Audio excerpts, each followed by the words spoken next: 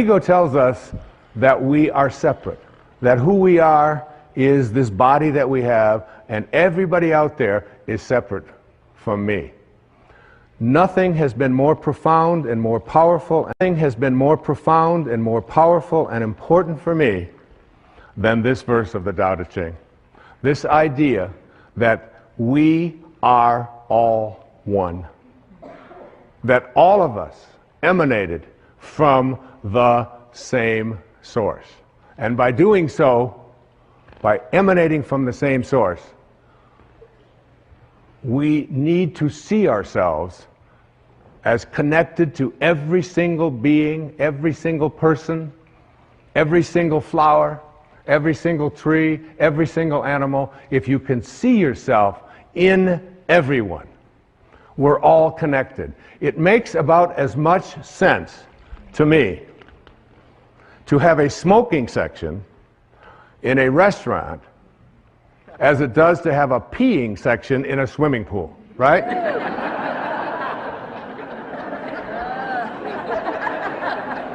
Oh, no, kids, no, don't pee over here. We pee over here. Does that make any sense?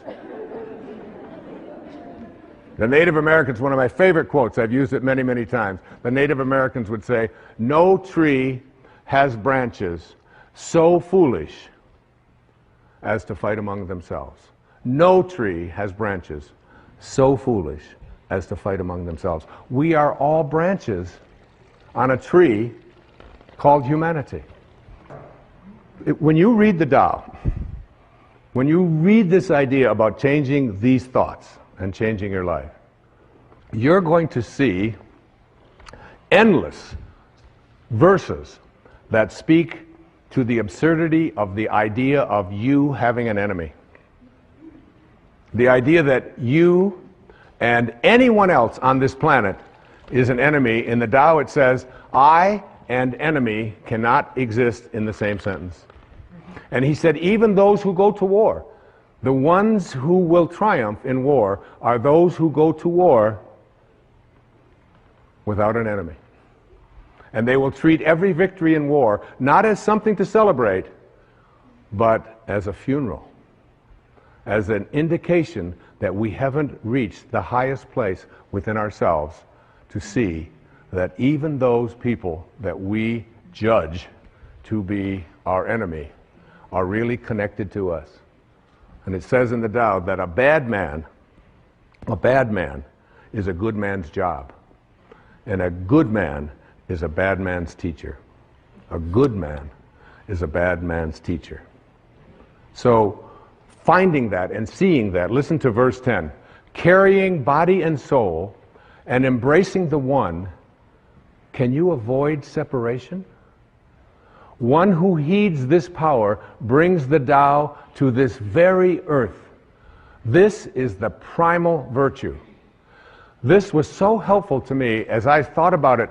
Remember, I spent 4.5 days on each one of these verses. And in each one of those 4.5 days, I wasn't writing.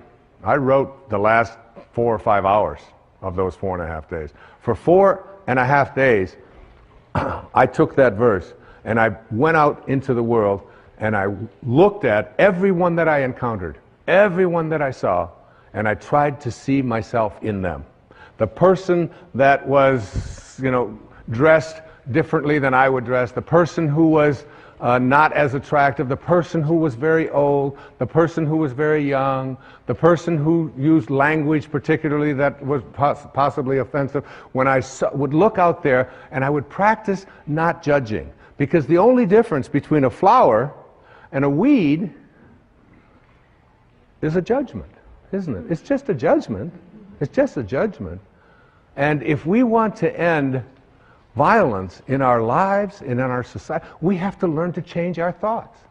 Remember the dandelions? When I was growing up out in Michigan, we had these dandelions.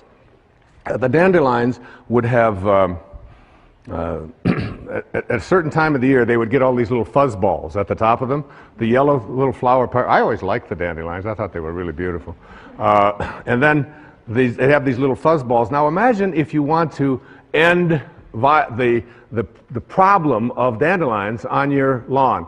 And you see them all out there with all their little fuzz balls. So you go out there and you take a shovel and you turn it upside down and you start smacking all of the dandelions like this.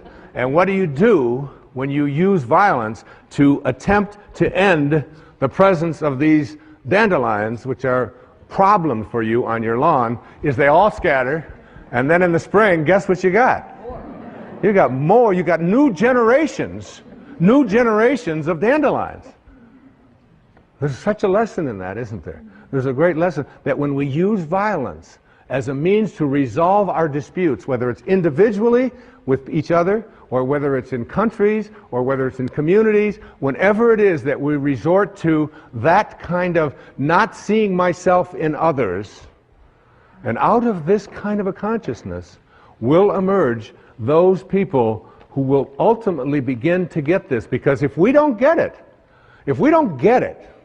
like if we don't really get it, civilization as we know it will not survive.